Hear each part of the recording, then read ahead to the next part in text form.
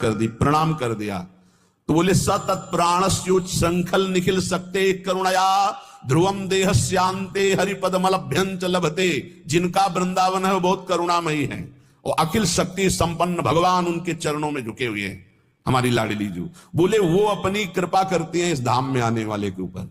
तो तत्प्राणस्योच संखल, जिस समय उसके प्राण निकलेंगे तो ध्रुवम, ध्रुव माने परम सत्य, देहस्यांते, देह छूटने के बाद हरिपद मलभ्यंच लभते, वो हरिपद को प्राप्त हो जाएगा। फिर आप वृंदावन वासी हो।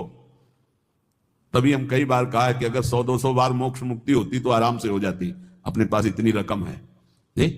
राधाना एक हरिपद कमल अभ्यंच लभते, अलभ्य लाभ उसे हरिपद की प्राप्ति हो जाएगी। घोर पापी यदि एक बार वृंदावन आ जाए। और हमें इस बात पर विश्वास करना चाहिए कि भगवान का नाम, भगवान के रूप, भगवान की लीला, भगवान का धाम, ये बड़े महिमामय है। अजामिल जीवन भर पाप किया, अपने बेटे के बहाने उच्चारण किया नारायण, तो परम पद मिल गया ना। ये तो धाम है। यहाँ की रज एक बार लग गई, एक बार प्रणाम कर लिया और फिर वो चला गया।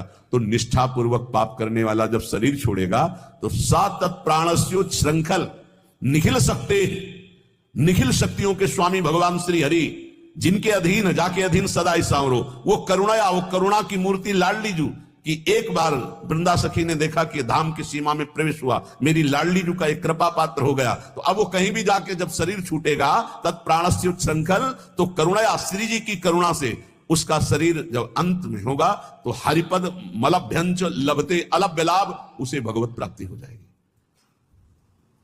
कई बार कहा है आप लोगों से कि निश्चिंत रहो, आपका पास बन गया है, आपका पास बन चुका है। क्यों? बोले हमारे माई श्यामा जी को राजी, हमारा पास है, हम वृंदावन, प्राण वृंदावन सर। एक बार प्रणाम की बात कही, हमारा तो जीवन वृंदावन है।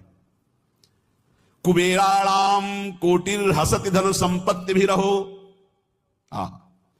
वृंदावन जब कृपा करके संपत्ति देता है तो कुबेर का उपहास करने वाली संपत्ति होती है वृंदावन वासी के पास।